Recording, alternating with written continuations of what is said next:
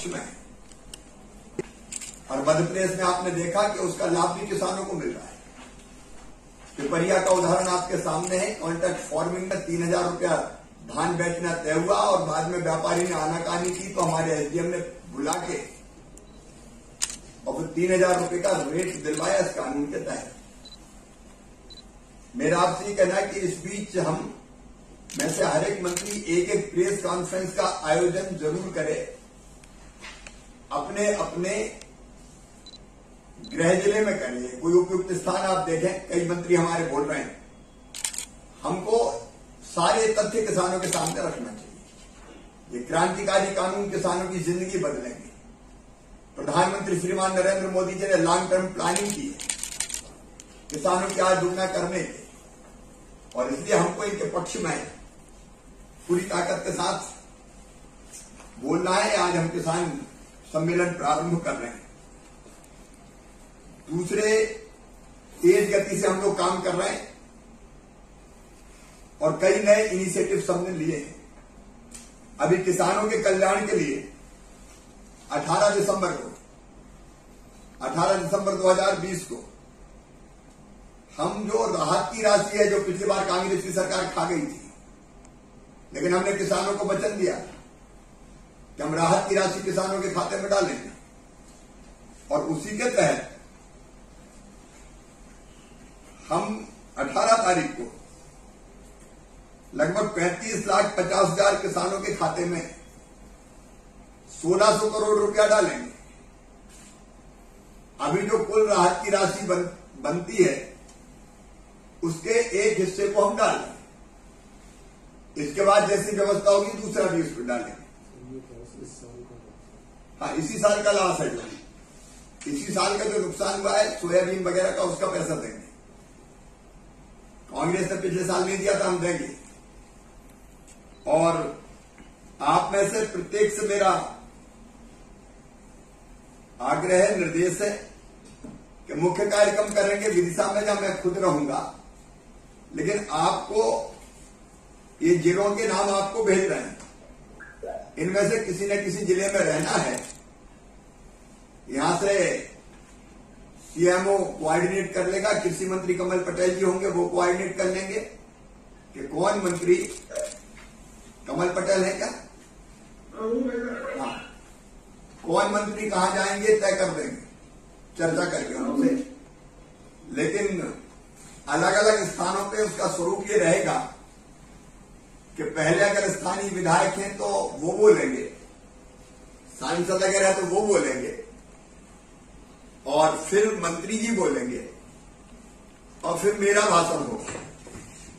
तो हम किसानों के बीच में अब तक जो कल्याणकारी काम हमने किए वो भी सारे बताएंगे। ये राहत की राशि देने की भी हमने शुरुआत कर दी, ये जानकारी भी हम देंगे। और इसलिए जिन जिलों में ज्यादा ये क्षति हुई थी, उन जिलों में कोई ना कोई मंत्री रहे।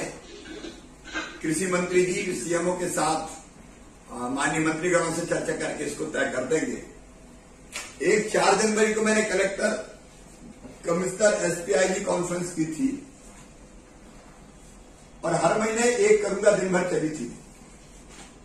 प्रशासनिक कसावट का प्रमुख माध्यम इस कॉन्फ्रेंस को मैं बनाऊंगा।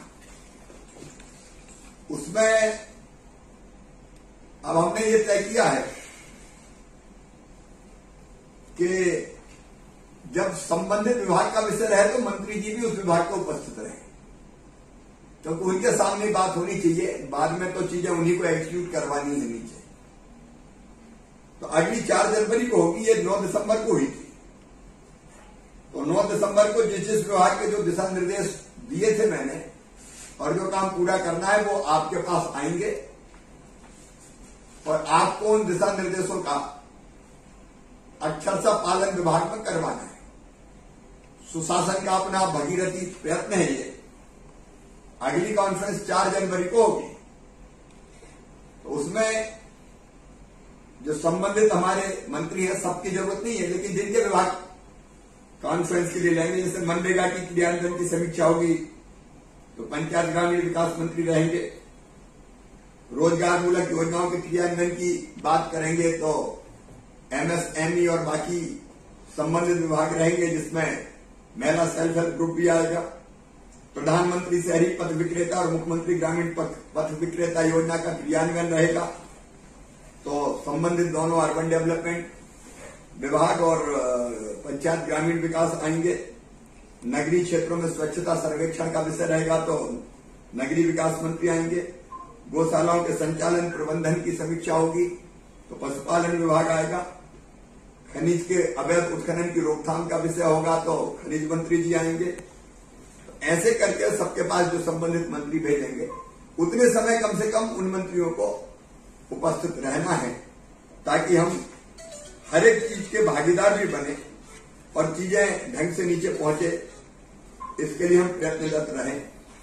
अभी एक फैसला हमने किया कि निगम और मंडल, उनको प्रशासनिक दृष्टि से अधिकारी देख रहे थे, हमने फैसला किया कि नहीं, मंत्री देखेंगे, मंत्री को उसका प्रभार होगा। अब वो आपको ढंग से देखना है, वो भी एक महत्वपूर्ण काम है। और मैं स्पष्ट रूप से मानता हूं कि ये सारे काम पॉलिटिकल लीडरशिप को ही करना चाहिए, अफसरों को नहीं करना चाहिए। और इसलिए फैसला किया है, आप जिस मंत्री के पास जो निगम और मंडल है, उसके काम को भी ढंग से देखें। और मित्रों, हमको तो 2020 खेलना है।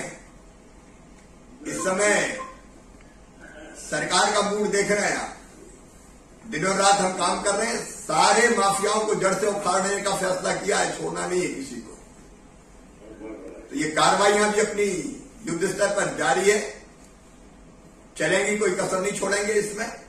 और विभाग का काम भी, लीडरशिप आपके हाथ में है, पूरी मेहनत। मैं बहुत प्रसन्न हूं, कई मंत्री दिनों रात मेहनत कर रहे हैं, फील्ड में दिखाई दे रहे हैं। उसके परिणाम भी तभी आते हैं जब हम दिनों रात मेहनत करते हैं।